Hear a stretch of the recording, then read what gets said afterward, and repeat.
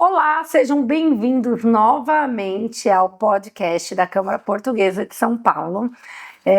Olha, esse assunto que a gente vai falar hoje é um assunto que a gente já falou que queria falar lá atrás, a gente já teve algumas pessoas aqui falando de nacionalidade aqui no nosso podcast, mas não numa nacionalidade tão específica como a que a gente vai abordar hoje, e era um tema que eu queria muito saber. E hoje eu estou aqui honra de receber o João Gonçalves, da Martins Castro. Martins Castro é associada da Câmara Portuguesa e eles dominam o assunto de nacionalidade sefardita, que é algo que muita gente tem curiosidade. Mas antes da gente falar disso, eu queria primeiro que o João se apresentasse, contasse um pouquinho quem que é a Martins Castro. Eu sei que está em vários lugares do mundo e o que me chama a atenção é que é uma empresa relativamente nova, né? É fundada em 2018, mas eu já estou Portugal, Brasil, Estados Unidos, México, Colômbia, Israel. Então, assim, é uma empresa que veio com tudo, né? Chegou chegando, né? Então, conta para mim, João.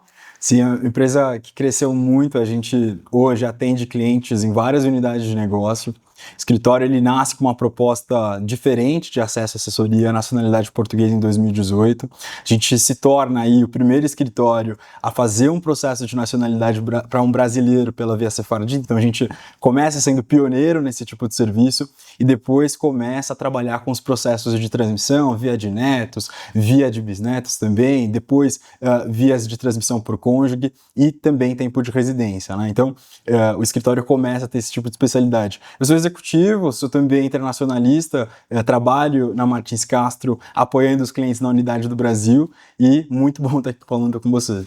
Que bom, é um super prazer. Eu queria saber um pouco como que está essa questão da lei portuguesa, da nacionalidade portuguesa, porque muita gente liga na Câmara e fala: vai mudar a lei, não mudou a lei, o que está acontecendo na lei, como que é que tira a nacionalidade? Então, o geral, qual que é o status hoje da lei nacionalidade portuguesa? Bom, especificamente se a gente for entrar na via sefardita de nacionalidade, a gente teve a revogação dela no último dia 18/5, a gente teve uma nova lei de nacionalidade, agora no último mês, esse ano. Tá. Então esse ano a gente já, na verdade, foi uma proposta que foi se estendendo por muito tempo, né? A gente tinha a proposta de ser aprovada no ano passado, em julho, depois no final do ano em novembro, depois ela voltou para a Assembleia da República e efetivamente foi aprovada. Então já há hoje a vigência de novas regras em relação ao acesso à nacionalidade portuguesa.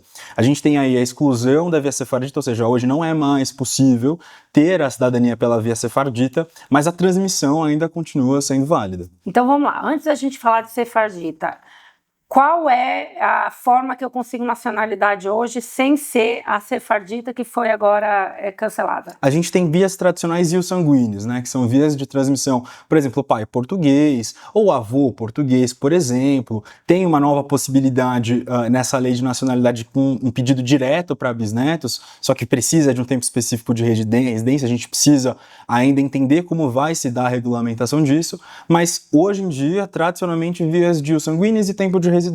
Então eu tenho neto, filho, bisneto talvez, dependendo se mora.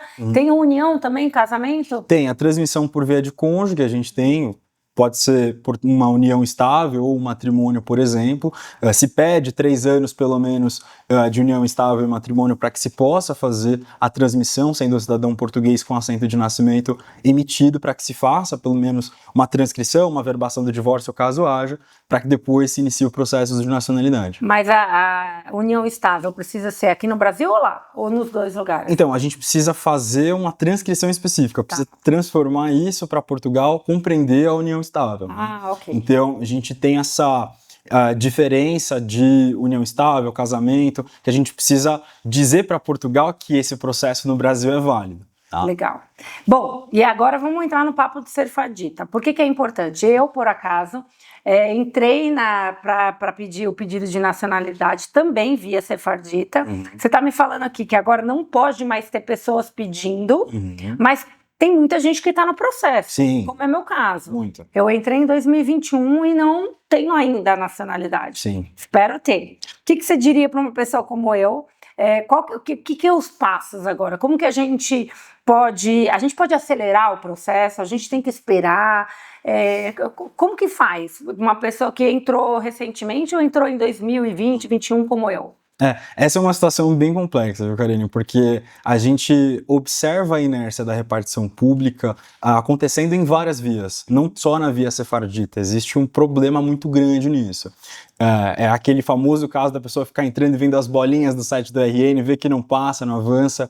Para casos mais antigos, a gente não tem muita alternativa, a não sei esperar a repartição pública, seja a Conservatória do Porto ou a de Lisboa. A gente sabe que o Porto analisa processos de 2021 hoje, 22 também, pelo menos se a gente for olhar, acho que especificamente o Porto tem um processo de 22 e Lisboa 21. Lisboa é um pouco mais lento se a gente for entrar especificamente nesse tempo de análise. Tem mais também, né? Tem mais processos. Tem. A gente hoje tem mais de 700 mil processos na Conservatória, um volume muito grande de processos hoje para um número muito pequeno de pessoas que vão analisar. Então isso acaba ocasionando um backlog muito grande de processos que ainda vão ser analisados. Sobre a parte da aceleração dos processos, a Martins Castro começou a agir com ações judiciais como uma ação inovadora. Então, o que a gente sempre observou, que a conservatória deveria dar a nacionalidade rapidamente. Existe até uma análise específica que deveria ser emitida em 90 dias, só que a gente sabe que não é emitida em 90 dias. E nós iniciamos em 2023 ações judiciais para pressionar a conservatória a poder ter uma decisão mais célere para os requerentes.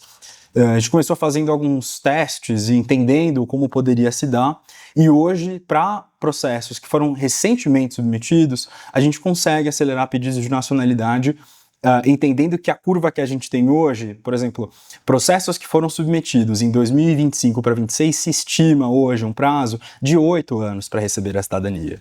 Então a gente está falando de algo muito distante, de um direito que é praticamente garantido por lei para essas pessoas, mas que é dificultado por uma repartição pública que tem uma inércia muito forte. Então a gente já consegue fazer isso para processos mais recentes.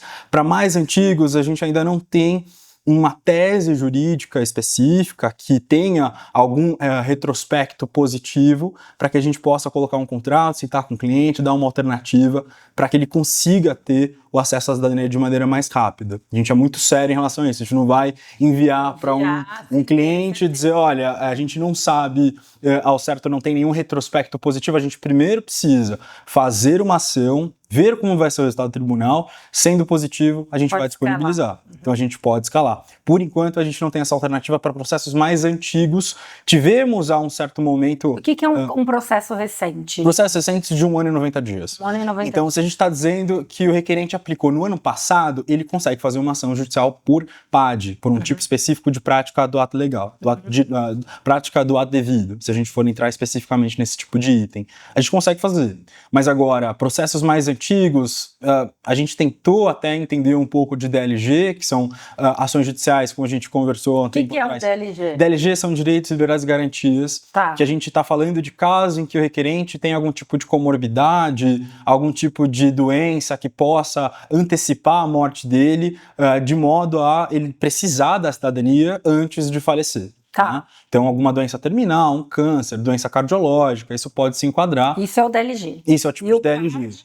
Aquela pessoa que está com 1 ano e 90 Isso. dias pode... Todas as partes que nós abrimos até hoje tem 100% de deferimento. Que legal. Então, a gente não perdeu nenhuma para o tribunal e nenhuma ação dessas que a gente ganhou teve um recurso da conservatória dizendo, não, peraí, acho que não faz sentido, ou não, porque é um direito legítimo. Tá bom. Né?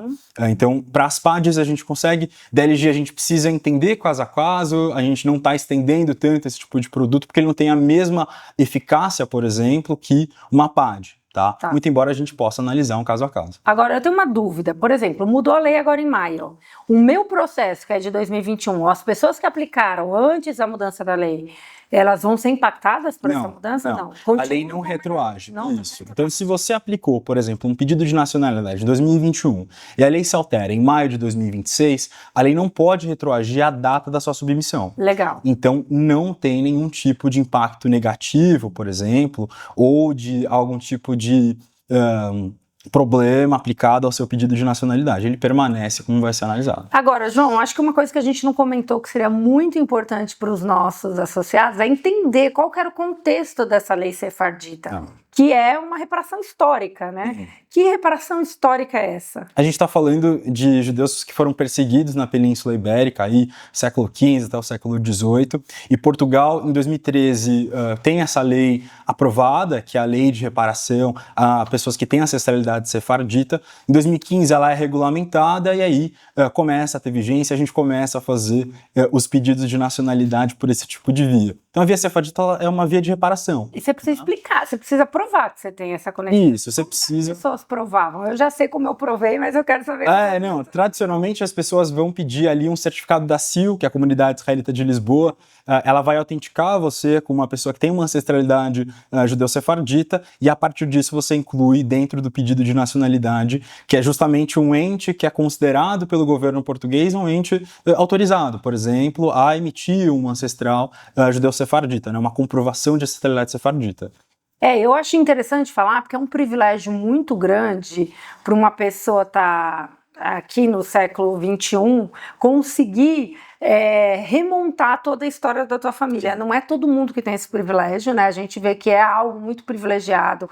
Eu consegui ter uma linha histórica até meu 16º avô, Antônio Bicudo, Ribeira Grande, dos Açores. Então, assim, você conseguir remontar do 16º avô até hoje, quem foi toda a linha sucessória para provar essa conexão, não é um trabalho fácil, né? Então, na época, algumas pessoas perguntaram, a gente contratava historiadores, os historiadores que traziam esses laudos, porque também você ser confirmado parte, né, na comunidade israelita precisa ter todo um trabalho prévio, né? Sim. E é por isso que não foi tão fácil assim para muita gente aplicar nessa lei, né? Sim, exato. Agora, por que a lei foi cancelada? Olha, a gente tem muitas questões do contexto político europeu. Acho que eu estava escutando aqui antes o último podcast que você disse, e uma coisa que você disse enquadra perfeitamente o momento que a gente viveu. A gente vive num mundo cada vez mais globalizado, mas mais restritivo. Então, acho que essa tentativa de alteração de lei, que efetivamente foi aprovada, se enquadra um pouco nisso, em dificultar o acesso a pessoas à naturalização portuguesa, né? E a gente não vê isso apenas em Portugal, a gente viu isso na Itália, a gente viu isso em outros países do espaço Schengen, e é uma movimentação que a tendência para os próximos anos é ficar cada vez mais restritiva. Então, de fato, acho que essa alteração ela surge num momento jurídico-político em Portugal, que a gente vê uma tentativa maior de restringir a imigração, os acessos, por exemplo, à naturalização em Portugal. Tá claríssimo. E agora uma coisa que muita gente se pergunta, né? No meu caso, a minha família, a gente aplicou o meu pai e os filhos juntos, né? Sim. Então foi eu e meus 2 irmãos. Minha irmã e meu irmão têm filhos. Essa transmissão vai ser automática depois que consegue a... Tem que requerir. Já pode requerir mesmo com a cidadania não sendo emitida. Tá. A gente já faz isso para os nossos clientes, até porque, veja, a gente teve aí a promulgação da lei no dia 18 de maio. A gente ainda vai ter a regulamentação de como vai se dar o pedido dos vínculos especificamente para os novos requerentes. Por quê? O que acontece nessa nova lei? Também foi incluso dentro da lei de nacionalidade o pedido de maiores vínculos à comunidade portuguesa, certificado, algum tipo de conhecimento, só que especificamente como vai se dar esse requerimento de vínculos, ainda ninguém sabe porque a regulamentação não saiu. O que o escritório já recomenda para todos os clientes é que já façam a submissão, porque a tendência do cenário que nós temos hoje é restringir cada vez mais. Então, não se necessita ter a nacionalidade emitida, por exemplo, para transmitir para filhos menores, nós já fazemos isso, e a partir do momento em que você faz a submissão antes da regulamentação da lei, não há efeito posterior, ou seja, eu fiz a minha submissão agora em junho do meu filho menor. A lei foi regulamentada efetivamente em agosto, ela não vai retroagir, mesmo... exato. É o mesmo efeito, por exemplo, de você que teve o teu processo e a lei terminou, ela não pode voltar. Isso é um princípio do direito português. Então, basicamente, isso que nós temos feito, a gente está correndo com todos os nossos clientes para poder fazer essa submissão o mais rápido possível antes das novas regras. E os cônjuges também entram nessa... Cônjuge não, cônjuge precisa ter a nacionalidade emitida para a gente fazer uma transcrição de casamento, então o assento de nascimento português precisa estar emitido. Tá. Então é um pouco diferente do artigo 2º, que a gente tem ali alguns tipos de condicionantes para filho menor que a gente pode utilizar. No artigo 3º, que é a transmissão por cônjuge, a gente não consegue fazer esse tipo de movimentação. Precisa estar emitido. Super, super interessante. Agora, esses novos requisitos aí, a gente já tem um prazo de quando vai acontecer isso? A regulamentação, tradicionalmente, pode sair em 90 dias após a aprovação da lei. Tá, então... Eu digo tradicionalmente pode ser, mas que pode ser 90, pode ser 120.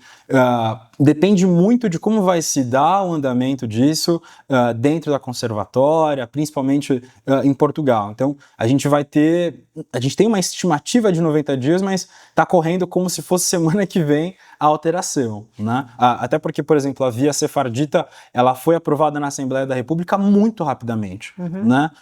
Ela passou por um prazo que a gente estimava ser mais longo, de fato, se estendeu por muito tempo, chegou a ser aprovada, depois no Supremo houve um certo tipo de indeferimento, encontraram algumas ilicitudes no texto, o texto foi alterado, depois aprovado, mas muito rapidamente. Então, o nosso conselho maior é que quem tem filhos menores que submeta antes da regulamentação. Agora, a sefardita não era só Portugal, né? A gente teve na Espanha também, né? Então foi Portugal e Espanha. Isso, a Espanha teve a mudança disso em 2018, Portugal um pouco mais depois, né? Então Portugal faz esse efetivo fim de via sefardita esse ano, agora em maio, né? Mas a discussão já era antiga. Já era antiga, né? Porque aí a gente entra muito especificamente porque... Por exemplo, a via sefardita não é, por exemplo, o seu avô que é português. A gente está falando de 16 gerações para cima, 15 gerações para cima. Então havia uma discussão, efetivamente, se essa distância, por exemplo, genealógica, não poderia ser um problema. Ou, por exemplo, não seria um português próximo. Então, essas discussões aconteciam tanto na Espanha quanto em Portugal. Tá, interessante. E agora esses filhos que já obtiveram a nacionalidade, né, via sefardita, eles podem continuar também pedindo a nacionalidade normal? Sim. Totalmente? Totalmente. E como que faz para pedir essa nacionalidade? Tradicionalmente você pode fazer um requerimento, né? Você faz um pedido à conservatória, a gente atua para poder fazer essa facilitação, porque hoje em dia, Karine, o que mais acontece é a gente vê problemas das pessoas enviarem documento para Portugal, aí de repente Portugal manda por correio e não recebeu, aí não tem certeza se o processo foi submetido ou não, se foi protocolado, se não foi. A gente atua para facilitar isso. Então o escritório, como tem sede física em Lisboa, a gente está perto da conservatória para poder fazer as diligências, para poder fazer as submissões. Então o requerente manda para a gente os processos e os documentos, boa parte deles, de maneira digital, por e-mail. Não precisa enviar por correio, por exemplo. Claro, em algumas exceções, caso a conservatória venha a pedir, a gente pode encaminhar para o requerente um pedido, uma certidão específica, ou um tipo específico de documento, mas no geral costuma ser muito mais fácil. Que são esses? O que eu preciso mandar para... Tradicionalmente, quando a gente tem o requerente filho menor, por exemplo, acima de 16 anos, a gente tem o pedido de antecedentes criminais, que no Brasil é super fácil, você tira no mesmo dia. Eu tenho clientes, por exemplo, nos Estados Unidos que vai pedir na FBI, cara, você vai ficar meses esperando, né? Principalmente no momento que a gente tem hoje. Você sabe que o meu processo demorou, porque a minha irmã gêmea morou nos Estados Unidos. E teve que pegar lá, porque ficou 3 anos nos Estados Unidos e a gente queria aplicar juntas, né? Então, demorou meses para sair a bendita do... Não, isso é um ponto interessante, porque a Martins Castro lida com pessoas do mundo inteiro. Então, eu tenho clientes dos Estados Unidos, clientes de Dubai, e cada país tem um tipo específico de requerimento para antecedentes criminais ou documentações que são emitidas no próprio país. A gente faz o enquadramento legal e tem uma lista específica de todos os países em relação a onde você consegue documento, qual site você consegue emitir, qual é o caminho específico para facilitar, porque quando você faz o processo sozinho, a possibilidade de se perder ou de um processo que deveria durar 4 anos virar 10 é muito real. Isso realmente acontece muitas vezes. A gente recebe vários casos assim. Agora, digamos que a minha nacionalidade saia já, né? Ou de alguém que pegou via sefardita saia. Em quanto tempo ela precisa esperar para conseguir que o cônjuge, o esposo, o marido, consiga também a nacionalidade? A transmissão para via de cônjuge e o tempo específico vai depender muito da conservatória que foi designada o processo de nacionalidade, seja Porto, seja Lisboa, como a gente falou, cada conservatória anda um pouquinho de um jeito, as duas não andam tão bem, mas andam em tempos diferentes. Para cônjuge, a gente tem os pré-requisitos de tempo de 3 anos mínimo. Se tiver 6 anos, por exemplo, a mais, você tem uma exclusão da necessidade de vínculos a Portugal. E é importante dizer, para cônjuge, também vai precisar dos vínculos a Portugal em casos em que o matrimônio não tem 6 anos, por exemplo, de duração. E que vínculo é esse? Então, essa é a grande questão, são vínculos à comunidade portuguesa, você pode ter de várias maneiras, ou seja, algum tipo de valor doado a uma instituição beneficente portuguesa, ou algum tipo de intermediador que possa te apoiar na parte dos vínculos. Então, essa é uma questão até importante, tem muitos clientes que a gente recebe perguntando: João, eu não tenho vínculo, como eu faço? O escritório está criando maneiras para poder apoiar os clientes dessa forma. Muito em breve a gente espera ter algum tipo de alteração, algo para poder ajudar os requerentes nessa via. Legal. Você sabe que tem muita gente na própria Câmara Portuguesa de São Paulo que usa muito a convivência com a comunidade dentro da Câmara ou em outras questões culturais aqui em São Paulo como vínculo, né? Sim. Então tem muita gente que tenta provar um vínculo com as relações bilaterais econômicas, fazer negócio, vender para o país, comprar do país. Isso também se justifica? Sim, esse é um tipo de vínculo que pode ser considerado, muito embora a gente tenha uma análise que possa ser um pouco discricionária, né? Sempre o que a gente aconselha é que o requerente tenha o máximo possível de vínculos. Então a gente está falando de viagens, essas partes em relação às doações, às participações. A gente faz uma designação para os clientes nossos, por exemplo, que já são de artigo 2º, artigo 3º, para quais são os tipos de vínculo que vão funcionar melhor. Legal. Então a gente consegue apoiar com isso, mas tradicionalmente são esses vínculos que são mais considerados. Tá bom, legal. E hoje, por que uma pessoa contrata a Martins Castro? Qual que é a vantagem de uma assessoria jurídica? Eu sei que você já comentou alguns, mas o que realmente vai fazer diferença? É no tempo? É no entendimento? Por que eu contrataria a Martins Castro para resolver? Acho que é segurança, principalmente. Segurança. Você ter um conforto de viver tua vida e saber que teu processo está sendo bem cuidado. Acho que a pior coisa que a gente tem e recebe às vezes são clientes que falam: João, eu achei que meu processo estava submetido e não está, a conservatória está demorando a me mandar um retorno, eu não tenho nem a chave de acesso do meu processo, eu não sei onde eu vejo, eu submeti o processo e enviei por... E nesse momento que a gente está vivendo, mudanças políticas muito fortes e os requerentes precisam muito se adequar, o escritório surge como uma solução segura para dizer: olha, a gente faz um enquadramento legal de todo o pedido, diz quais são as certidões e documentos necessários que você precisa enviar para ter teu processo bem aprovado e tem um atendimento humanizado, ou seja, a gente vai acompanhar em cada etapa, dizer para você mais ou menos a expectativa do processo, alinhar com o requerente basicamente quais são as expectativas do acesso à cidadania. Então, acho que além de tudo isso, a gente envia a nacionalidade para o requerente onde ele estiver no mundo, ele não precisa pisar em Portugal. Legal. Então, se eu tenho um requerente que mora nos Estados Unidos ou mora, por exemplo, na Irlanda, a gente vai mandar a nacionalidade para ele. Acho que o momento mais satisfatório para mim, talvez, Karine, é quando recebe. Porque, assim, é o momento mais feliz e eu vejo que o meu trabalho traz impacto para a vida das pessoas, porque a gente fala de um processo de muitos anos e, às vezes, um sonho de uma pessoa que fala assim: João, meu sonho é morar na Europa. Um caso particular meu, eu tenho uma psicóloga, por exemplo, que o filho dela queria estudar na Europa e fez o pedido com a gente. Então, a gente faz esses tipos de designações e quando chega a nacionalidade, a gente manda o assento, é aquela felicidade, dizer: João, nossa, muito obrigado, conseguimos. Agora, você abriu aqui uma caixinha nova.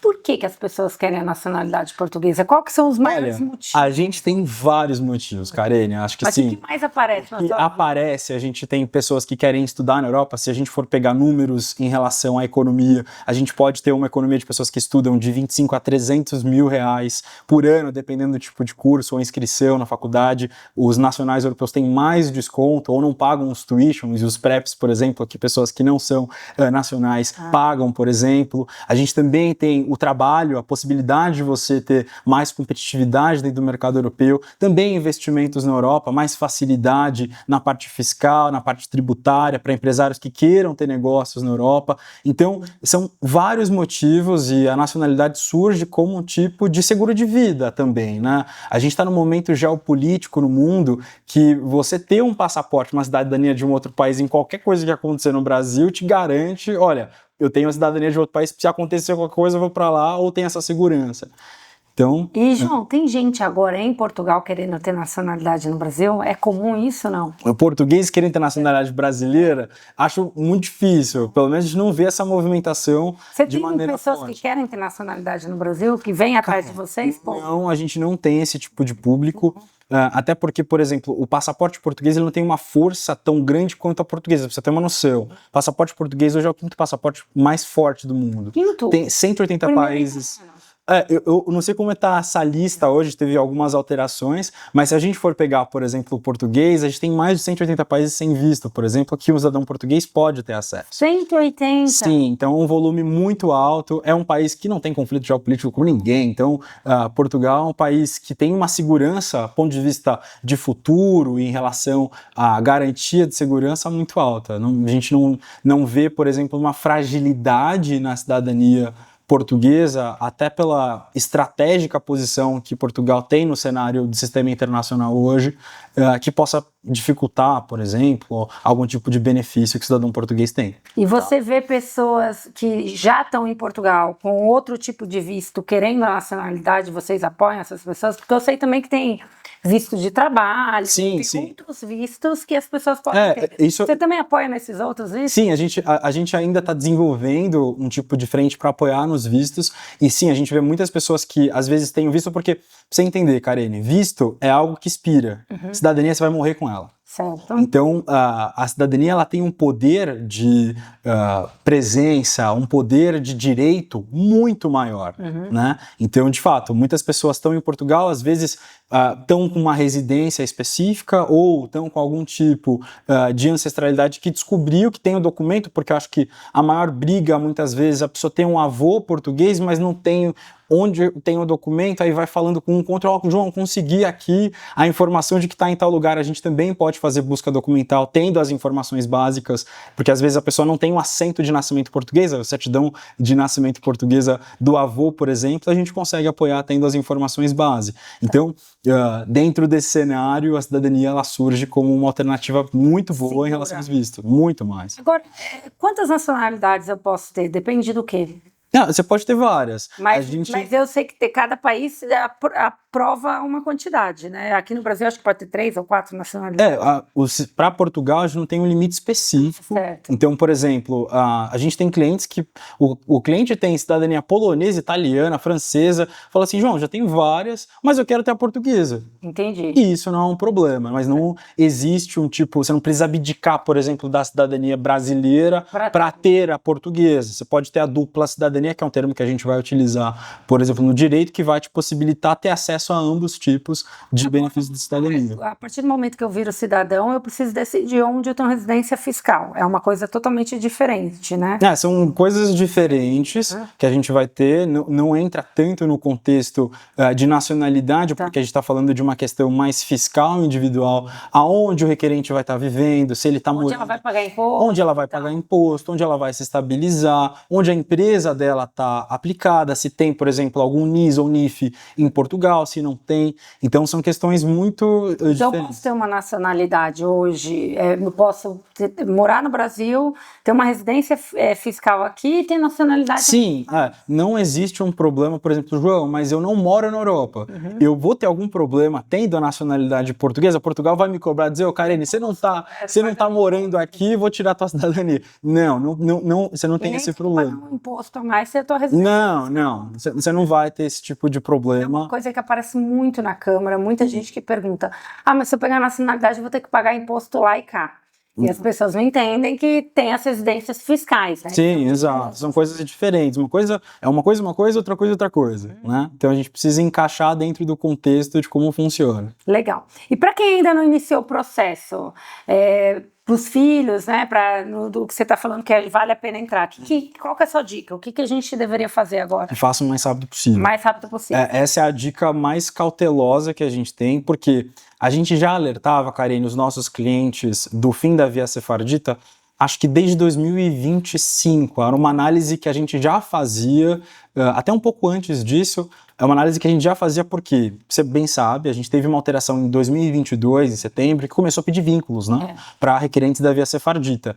E a gente começou, é interessante trazer aqui, a Martins Castro não é só um escritório jurídico que vai abrir e fazer processo. É um escritório que vai analisar todo o contexto que está envolvido. Exato.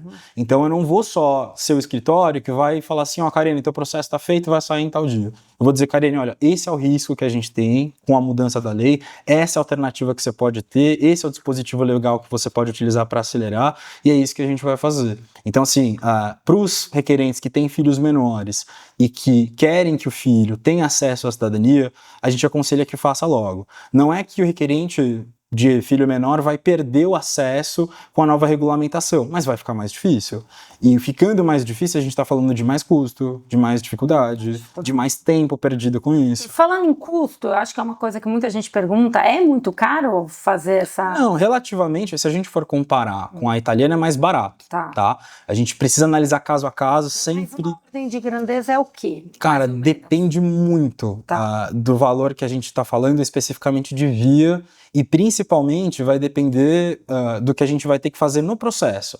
Se para o requerente tem que fazer uma busca documental, se para o requerente ele já pagou alguma taxa, já tem um processo metido, eu só vou acompanhar. Se para o requerente, por exemplo, eu vou fazer um processo do zero, especificamente... É outro valor. É outro valor. Por hora. Então, existe uma questão que eu preciso enquadrar um processo exatamente em como está, por exemplo, o processo do filho da Karine, exemplo, ou do parente da Karine que tem um filho que quer fazer a via sefardita, a gente pode analisar caso a caso. Para requerentes que já estão submetidos à conservatória, é muito mais fácil para a gente. Tá? Entendi. Então já tem um assento de nascimento emitido, também é mais tranquilo. Cada valor vai se adequar a um tipo específico de realidade. Legal. Tá? Mas assim, o que eu posso te antecipar, não dando orçamento premeditado, um spoiler de preço, inclusive procurem a gente para ter acesso a esses orçamentos, mas o que eu posso te dizer é que é mais barato que a italiana. E comparado a escritórios europeus, a Martiscas é um escritório europeu. Esse é o primeiro ponto. A gente entra no mercado brasileiro há bons anos atrás. Baseado em Portugal. Baseado em Portugal. É um escritório que tem preço europeu, mas a gente entra no mercado brasileiro com preço competitivo. Legal. Então o nosso preço ele bate de frente com os nossos principais concorrentes hoje no Brasil, com o diferencial de não ser uma intermediadora. O que a gente vê hoje nos principais concorrentes que a gente tem no Brasil? Uma intermediação. Então não é que você não vai fechar negócio direto com a pessoa que vai fazer o teu processo. É uma pessoa que vai coletar os documentos e mandar para um advogado em Portugal para fazer o processo. É uma via de conexão. O escritório é a via direta. Então você não tem um intermediador. Nós mesmos vamos conduzir o processo. Então, o que a gente pode trazer diferencial é praticamente isso, a parte de enquadramento legal e essa análise, porque o mais importante nesse momento é dizer para o requerente o que ele precisa fazer antes de estourar a bomba. Por exemplo, a gente tem aqui a mudança da lei agora em maio, que ocorreu. Cara, a gente fez uma comunicação massiva, a gente tem mais de 9 mil famílias atendidas no mundo todo, então é um volume... Avisaram todo mundo. A gente avisou todas as pessoas da carteira dizendo, Karine, se você não pedir, você não pede nunca mais, entende? Então a gente fez uma comunicação massiva e conseguimos submeter todos os nossos clientes. A gente não parou. O escritório, cara, claro, foi o mês que a gente teve o maior volume de requerimentos da história pela via sefardita. Assim, eu recebi a ligação todos os dias. João, tô desesperado, falando que precisa fazer, João, não sei o que, tem que ter o tal primo. A gente fechou muitos negócios e muitas parcerias, principalmente. Legal. E a partir disso, o que eu achei interessante é ter depoimentos de dizer, João, teve pessoas que não me avisaram. Eu não sabia que ia acabar. Que pena. Que é um ponto que aí que entra o diferencial do escritório. A gente não está só abrindo e fazendo processo. A gente está vendo todo o cenário para que o requerente não tenha surpresa. Eu acho que esse é o ponto que a gente falou ali do diferencial principal, segurança. Legal. Porque a gente está vendo, acho que aquela frase, eu adorei a frase que você disse, que a gente está vendo um mundo cada vez mais globalizado, mas ao mesmo tempo cada vez mais restritivo. Com mais muros. Exato. Então o que a gente está tendo nesse momento é isso. Entendi. 100%. E o que a gente quer garantir para os clientes que a gente tem a gente vai trazer a segurança da previsibilidade. Adorei. Porque o susto é a pior coisa que tem. Com certeza. Agir correndo, né? João, olha, eu vou te falar, era um assunto que eu estava muito curiosa. Eu já tinha jogado, quem acompanhou aqui os últimos podcasts, eu já cantei a bola que a gente tinha que ter esse papo. Foi um papo, passou voando. Sim. Eu ficaria aqui mais 1 hora perguntando coisa, mas vocês já entenderam que a Martins Castro aqui, ela é super especializada nessa lei e em outras também em relação à nacionalidade. Queria te agradecer pelo seu tempo, pela tua generosidade, pelo teu conhecimento em dividir isso com os nossos ouvintes, né, e telespectadores que seguem a gente no YouTube.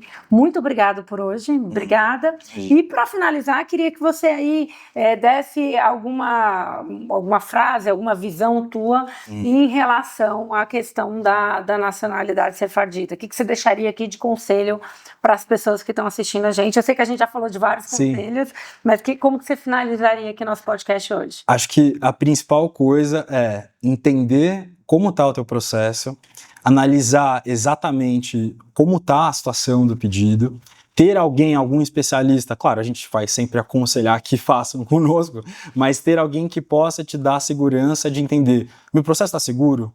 Meu processo atende os pré-requisitos que Portugal vai ter? Porque a pior coisa que tem é você esperar 4 anos para um processo ser analisado e a conservatória te devolver e dizer assim, Karine, faltou tal coisa. E você esperar mais 3 anos. E depois mais tempo. Então, esse ponto, esse é um ponto que pode parecer um pouco alarmista, mas ele é muito realista. A gente não está falando nada que não seja, por exemplo, real. Né? Então, ter alguém que possa te dar segurança e te dizer, cara, eu esperei tanto para ter essa cidadania e eu não posso chegar na frente do gol para fazer o gol e chutar para fora. Então, esse seria o principal conselho e também ter a possibilidade, claro, isso vem mais para requerentes mais novos, é um produto que a gente desenvolveu e fico muito feliz de participar desse lançamento de produto que a gente está tendo nas unidades de negócio, que é a ação judicial para requerentes de processos mais recentes e é garantir que você vai ter um processo mais rápido, porque a tendência que nós temos agora para os próximos anos de requerentes recentes é que dure 8 anos, 10 anos, um tempo que você poderia ter mais rapidamente e ter acesso a todos os benefícios que um português tem, viajar com a sua família, dar o direito da nacionalidade para o teu filho, viajar para a Europa, fazer um negócio diferente com alguma empresa portuguesa ou europeia no espaço Schengen.